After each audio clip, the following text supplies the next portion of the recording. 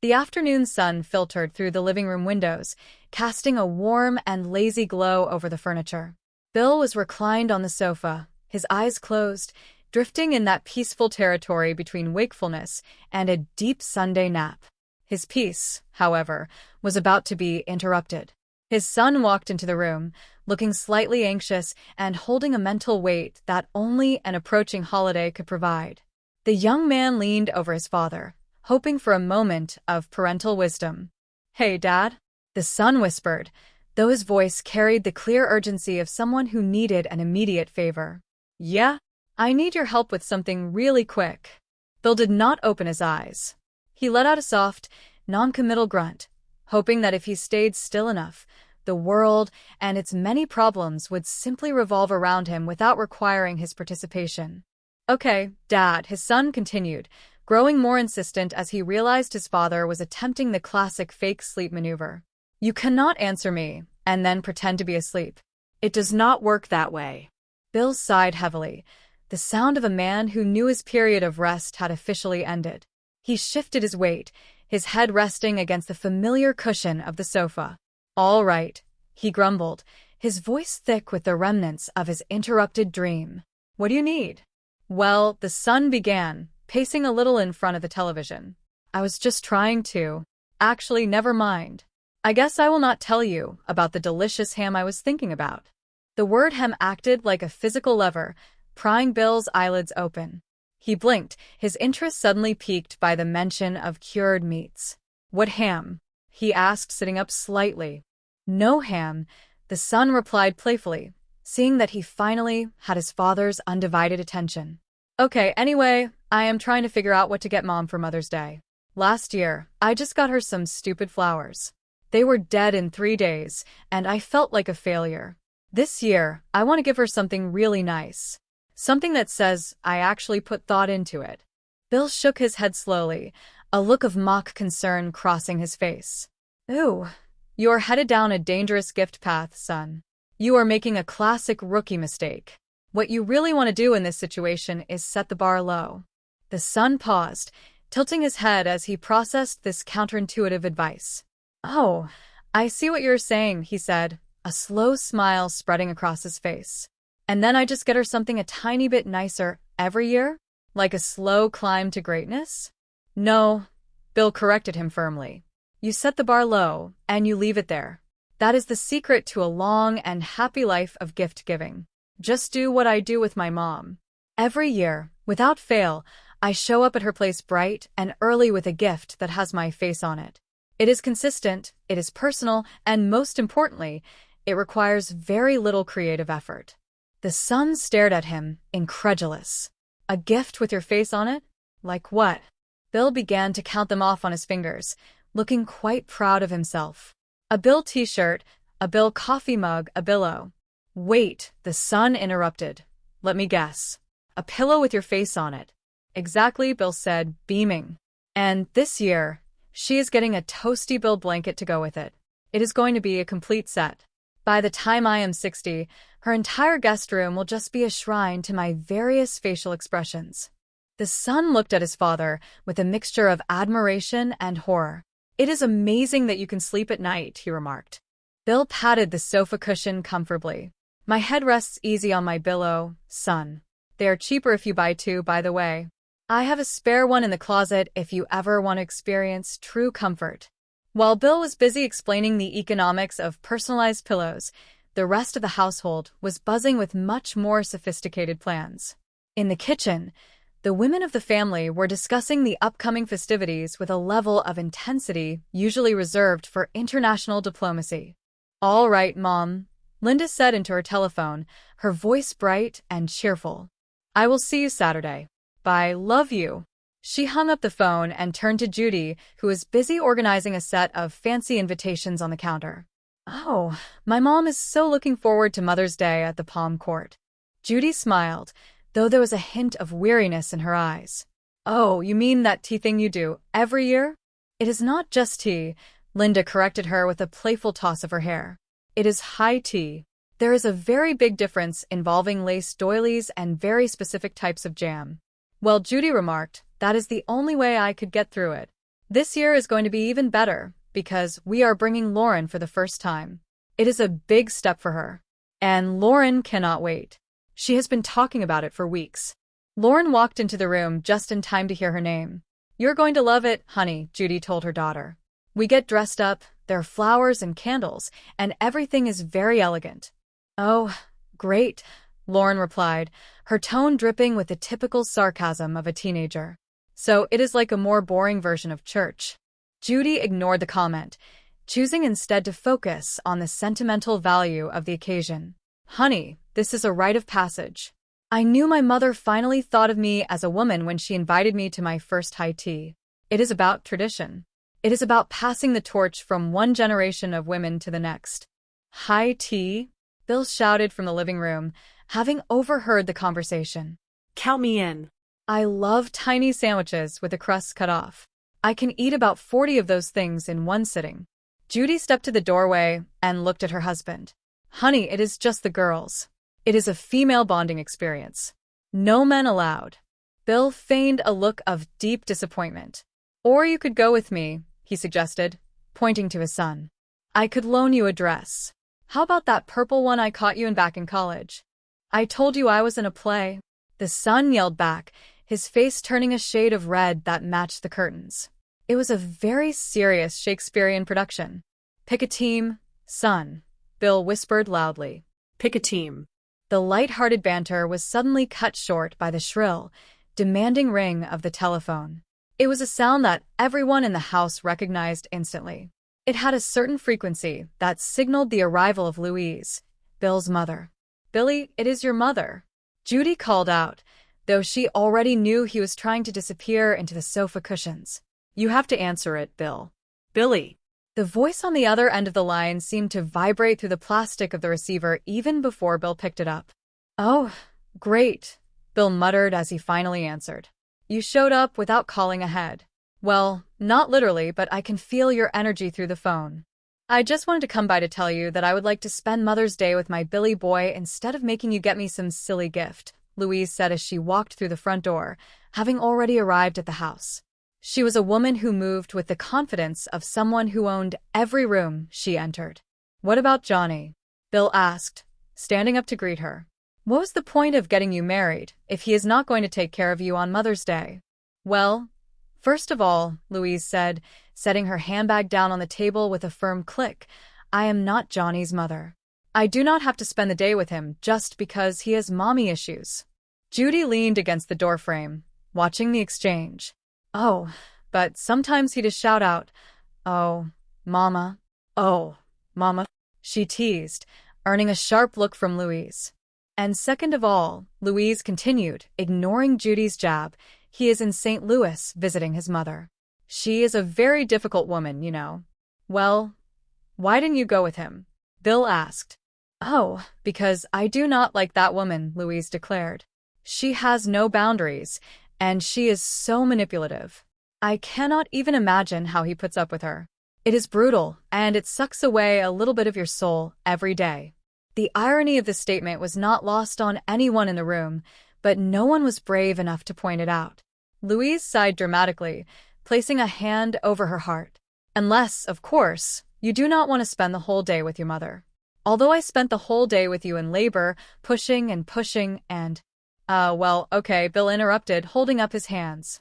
You can stop now. I am out. I do not need the medical history of my birth during the middle of the afternoon. It would be fun to get dressed up and go someplace fancy, Louise said, her eyes twinkling with a sudden idea. Fancy? Bill asked. Hey, you know what is fancy? High tea at the Palm Court. Judy's eyes widened. She shook her head frantically at Bill, mouthing the word no over and over again. But Bill, perhaps feeling the guilt of the labor story or perhaps just wanting to be mischievous, ignored her. Oh, you want to take me to high tea? Louise asked, her face lighting up with genuine excitement. No, Bill said, pointing toward Judy, but you know who does? She does. Really? Louise turned to Judy, her expression softening into something almost vulnerable. Oh, that would be wonderful. I have always dreamed of going to the Palm Court for tea. I have heard it is so classy. Oh, I will have to take my Beano. At that moment, Linda walked back into the room. Hey, Louise. Oh, Judy. The answer is a big yes, Louise said, beaming at Linda. Yes to what? Linda asked, looking confused. What was the question? Oh, Billy told me you want to take me to tea for Mother's Day, Louise explained. Judy pulled Bill into the kitchen, her face a mask of controlled fury. What are you doing? She hissed. Well, Bill whispered back, you are already going. Would it kill you to add one more person to the table? No, Judy replied, but somebody might die. Look, Bill, it is already myself, Linda, and Lauren plus my mom. It is just a table for 4. There is no room for Louise. Lauren does not even want to go, Bill argued. Maybe you could take my mom instead of making Lauren suffer through it. Can I see you in the kitchen, please? Judy asked, her voice dropping to a dangerous level. She waited until they were behind the swinging door. You are not unloading your mom on me, Bill. She is going to ruin everything. She is a force of nature. Judy, Bill pleaded, it is just old ladies drinking tea and eating tiny sandwiches. How do you ruin that? It is a very low-stakes environment. This tea is very special for me, Judy said, her voice trembling slightly with emotion. And it is Lauren's first time, and I do not want your mother ruining it by taking over the whole thing and making it all about her. You know how she is. She will be the center of attention within 5 minutes of sitting down. Judy, my mom's not going to take over, Bill said, though he did not sound entirely convinced himself. Just then, Louise's voice drifted in from the other room. Judy, I've got the Palm Court on the line, and they said they can give us a bigger table. You called them? Judy shouted, rushing back into the living room. But it will have to be at 9 o'clock in the morning, Louise continued, her eyes fixed on the phone, which is great, because then all us gals can drive out to Joliet and see the house I grew up in. It is only about a 2-hour drive each way. Okay, so just put us down for. Louise started to say into the phone. We will call you back. Judy yelled, grabbing the phone and hanging it up. She took a deep breath, trying to regain her composure. Listen, Louise, this is something my sister and I have been doing with our mom for many years. It is kind of a Michaels family tradition. It is a very specific thing. Oh, Louise said, her voice small. Tradition. I see. I wouldn't want to intrude on your tradition. Thanks for understanding, Judy said, feeling a momentary pang of guilt, but standing her ground. Oh, I understand, Louise said, her voice dripping with artificial sweetness. I will be the only woman in the family not invited. Again, thanks for understanding. She turned and walked toward the door, her shoulders slumped in a way that screamed for attention. Can somebody get that? Bill shouted from the other room as the doorbell rang. Lazy. The door opened and Johnny walked in. Hey, he just asked Judy. Hi, darling. He walked over to Louise and gave her a kiss on the cheek. Oh, look at you. You look great. Did you change your hair? You look 5 years younger.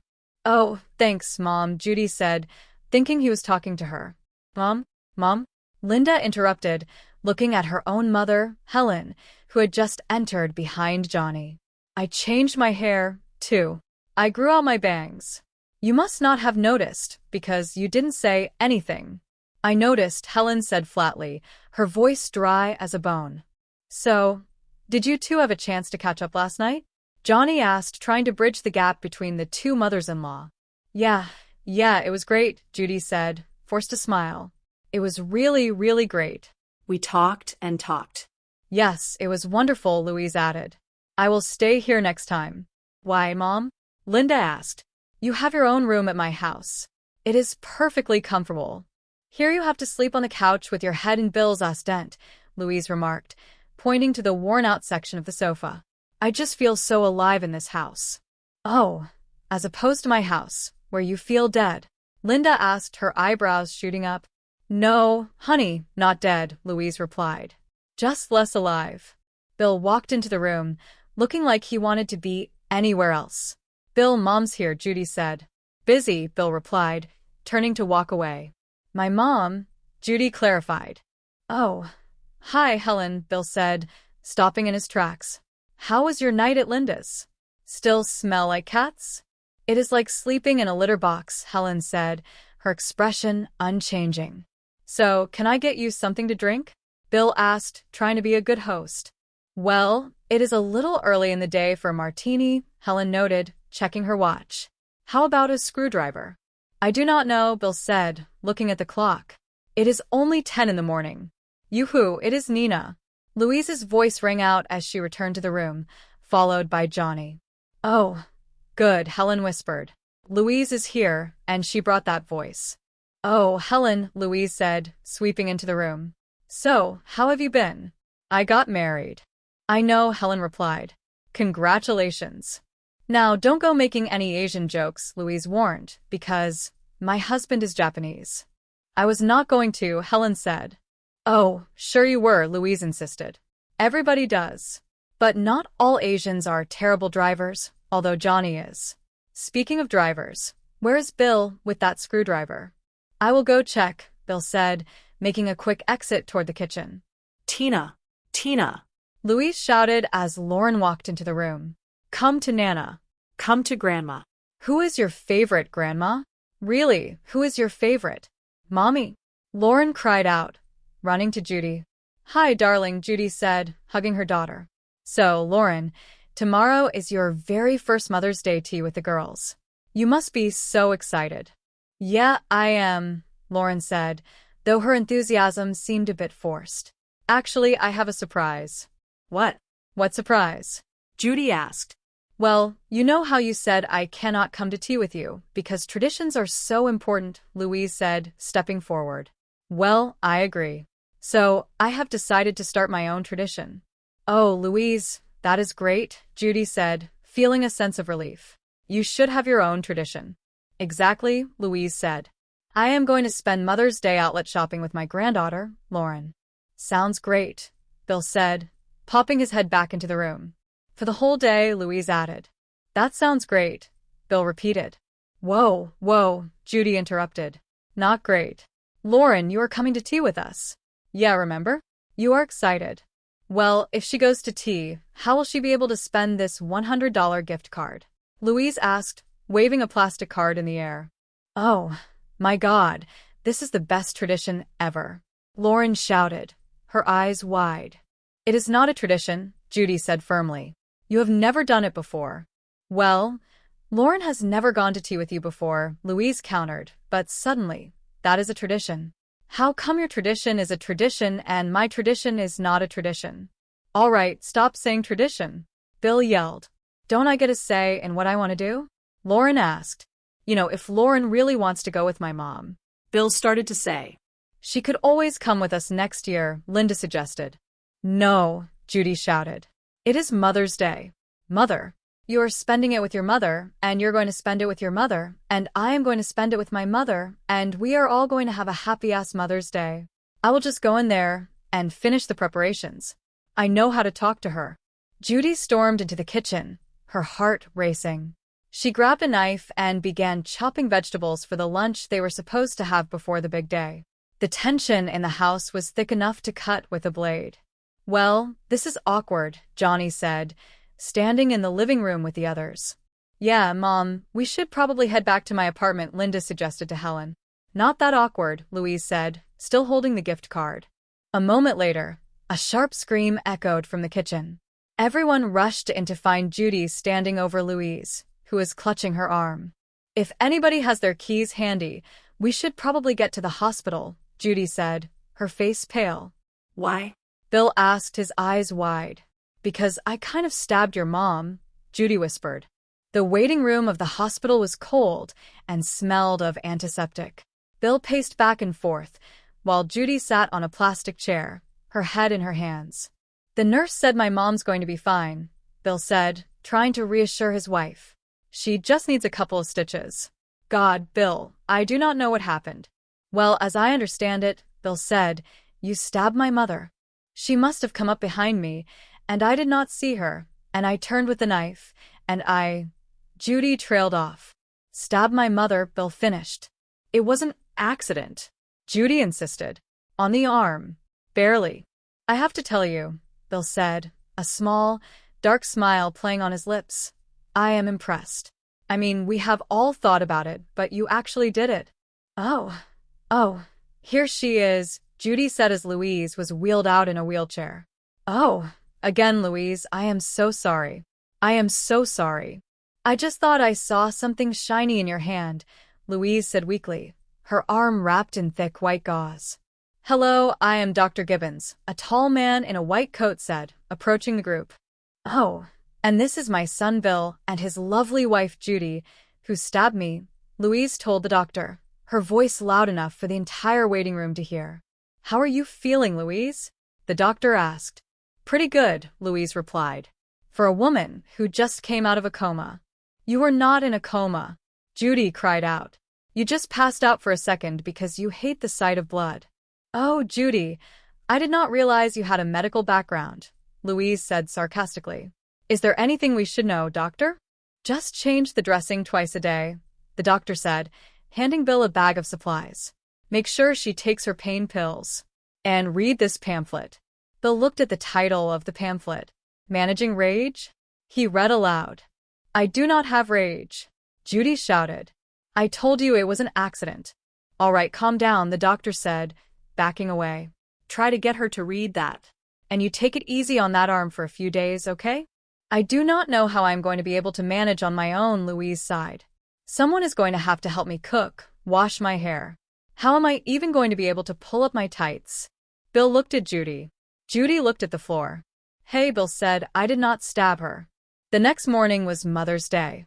The house was quiet, but the tension had not faded. Lauren was in her room, procrastinating. Lauren, you need to get ready for the tea, Judy called up the stairs. I am. Lauren shouted back. Did you not see the dress I laid out for you on your bed? Judy asked, walking into the room. Yeah, I sat on it when I put on my pants, Lauren said, pointing to her jeans. I am going to your tea. Cannot I just wear what I want? Well, yeah, I suppose, Judy said, her voice soft and hurt. It is just that I do a lot for you, and I was just hoping you would give me this one day. After all, it is, what do they call it? Oh, yes, Mother's Day. Fine, Lauren groaned. I will go put on the stupid dress. Or any dress you want, Judy added. I will be up in a minute to pick it out. Downstairs, the kitchen was a hive of activity. Helen and Linda had arrived, and Bill was trying to look busy. Happy Mother's Day, everybody, Bill announced. Excited about the palm court? Well, as excited as I can be, Helen said, considering I was up half the night. Someone was talking gibberish in their sleep. Mom, I was not asleep, Linda said. I was sitting on the edge of your bed, telling you all about my hopes and my dreams. Oh, Helen replied. Well, good luck with those, honey. You think you are tired? Judy asked, walking into the kitchen. Louise is milking this whole incident. I had to go over and cook her dinner, clean her house, and if I say no to anything, she points to her arm. She will not let up on this whole stabbing thing. Just then, the front door opened. Oh, thanks for dropping me off, Betty. Louise's voice echoed through the house. I would have driven myself, but I got stabbed. Judy closed her eyes and took a deep breath. Oh, Judy, Louise said as she entered the kitchen, I brought you some laundry. These are my delicates, and they have to be washed by hand. I would do it myself, but as you know. I know, Judy said through gritted teeth. I will do them later. Hey, Mom, Bill said, giving Louise a quick hug. Happy Mother's Day. What are you doing here?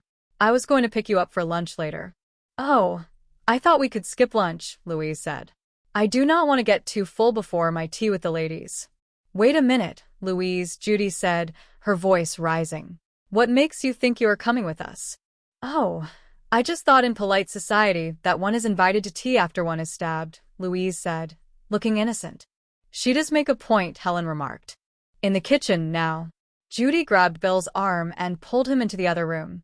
$10, he comes out bleeding, Linda whispered to Helen.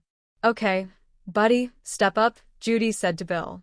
You are taking that woman to every annoying, horrible place that she wants to go to until Mother's Day is over. You owe me this. I have pulled up tights, Bill. Hum, Bill said, nodding. And what is worse, I have had to pull them down, Judy added. All right, Bill said. And show her a good time, Judy commanded. Don't buy her just any cheap piece of crap with your face on it. The palm court was everything they had imagined.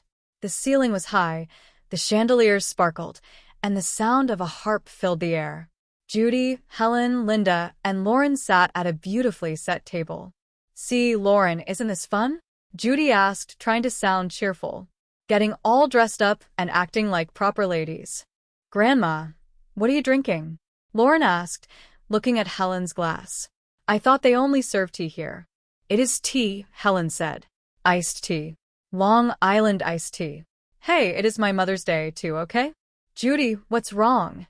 Linda asked. "You do not look like you are having any fun." "It is Louise," Judy admitted. "I cannot believe I am actually feeling guilty for not letting her come today. I do not know how she does it." "Stop letting that woman upset you so much," Linda said. "Forget about her. She is not here." Oh, but she is here," Judy said, her voice trembling. "She picks and she picks and she picks till you just cannot take it anymore, and you just want to tie those tights around her neck." "Hey, this place is fancy, huh, Lauren?" Linda said, trying to change the subject. "Oh, I get it," Lauren said. "We are pretending Mom did not just have a meltdown." "You know what, sweet girl?" Judy said, taking a deep breath. "I am letting Louise ruin my day. I am going to put her out of my mind and have a wonderful Mother's Day." "Good for you, Judy," Helen said. "Waiter," Judy called out, "she will have what I am having. And I will have another." An hour later, the mood had lightened considerably. "Oh, I am really starting to have a good time," Judy said, laughing. "Oh, I am so glad," Linda said. "Oh, waiter, could you take our picture, please?" Judy asked as the server approached. "How are all you girls sisters?" The waiter asked with a smile. "Oh, thanks," Judy said. "Now everybody say cheese." "Oh, crap," Judy suddenly whispered, her eyes fixed on the entrance. "Or crap," Helen added. Bill and Louise were walking toward them. "Why are you here?" Judy asked, standing up. "My mom wanted to have tea at the Drake Hotel," Bill explained, looking exhausted. "Your mom is here?" Judy asked. "Yeah, she is downstairs in the powder room," Bill said. "What are you doing here?" "You were supposed to be at the Palm Court." "The Palm Court at the Drake Hotel? You jackass!" Judy shouted. "That woman, she just will not take no for an answer," Judy said, her frustration boiling over. "Well, I have had it. If she thinks she can show up here and expect us to welcome her with open arms, she—" Suddenly, there was a loud thud and a cry from the nearby staircase. Everyone rushed over. Louise was lying at the bottom of the stairs. Oh, "That was her, wasn't it?" Judy gasped. "She is going to be fine," Bill said as they reached her. The nurse at the hospital later told them the same thing. The painkillers from her knife wound relaxed her, so she was limber for the fall, Bill told Judy. "Good thing you stabbed her first." "I cannot believe I hurt her again," Judy said, her voice full of genuine remorse. "You think it was not an accident?" Bill asked. "Do you think I have it out for her?" Judy asked. "You are really starting to look that way, Ma," Lauren said. "Honey, I was right there," Linda said. "The stairs were a total accident. That said, I did not see the stabbing, so I cannot comment." "It is just that she drives me so crazy," Judy said. "She pushes and manipulates and digs her heels in until she gets her way." "I know what that is like," Lauren said quietly. "What are you saying?" Judy asked. "Nothing," Lauren replied. "Are you saying I am like Nana?" Judy asked, her eyes widening. "Well, you did push me into coming to this tea with you," Lauren pointed out. "Lord, it is Mother's Day," Judy said. "Yeah, and I was going to make you breakfast like I always do," Lauren said, but suddenly that was not good enough. "I could not even wear what I wanted to wear. You guilt me into doing everything your way." "I did not guilt you," Judy insisted. "Besides, I gave birth to you. I think that entitles me to—" "Oh, my God." Judy stopped mid-sentence. "Haha, you are like my mother," she realized. "I married my—" "Oh, my God. This is never going to happen again," Judy vowed. "I never want to be the kind of mother who guilts you into doing stuff with her." "It is okay, Mom," Lauren said, giving her a hug. "I forgive you." Really? Judy asked. "Yeah, I mean, I do not want to be on your bad side," Lauren teased. "I have seen you in action." "Please, I am so sorry," Judy said. The doctor walked back into the room. "Doctor, you remember my son Bill and my lovely daughter-in-law Judy, who stabbed me and shoved me down the stairs?" Louise said from her bed. "You did not read that pamphlet, did you?" the doctor asked Judy. Bill, can you and Mom go bring the car around? Judy asked. I want to speak to Louise alone. Sure, Bill said, leading Helen out. So this is how I am going to die, Louise said as Judy approached the bed. Please, please forgive me, Judy said. I never meant to hurt you. Well, I guess I am just starting to realize that I may have a short fuse with you sometimes because maybe I see a little part of me in you. A little? Louise asked. We are exactly alike. The point is, Judy said, we are both mothers and strong-willed women, and we both love our children so much. And I think of you as my daughter. Oh, Louise gasped. I guess the reason I wanted to go to the tea so badly is that I am a little jealous that Helen gets to have you all to herself, Louise admitted. Oh, Louise, that is so sweet, Judy said, feeling a tear well up. Judy, call me Mom, Louise said. Sure, Louise, do not speak, Judy whispered. You are very weak. Let us get you home safe and sound. Oh, my purse, Louise suddenly cried out. Judy, Judy, Judy. At least we are already at the hospital, Bill remarked as he walked back in. Can I bring you anything else? A nurse asked Louise a few minutes later. Oh no, thank you, Louise said. I am fine. I am just waiting for my daughter. She went to the restroom a while ago. I hope she is all right. Isn't that your daughter over there? The nurse asked, pointing to the other side of the room. Judy looked over. Louise was sitting at a table with a group of strangers, laughing and telling stories. I am so glad I met all of you for the best Mother's Day ever. Louise shouted to her new friends. Mom, what are you doing over here? Judy asked, walking over. Oh, this table is just so much more alive, Louise exclaimed, her eyes bright with joy. Judy sighed, a small smile finally reaching her lips. It was Mother's Day, after all, and in her own chaotic, dramatic way, Louise was happy. And for the first time, Judy realized that being a little bit like Louise might not be the worst thing in the world. It meant having a big heart, a loud voice, and a spirit that refused to be ignored.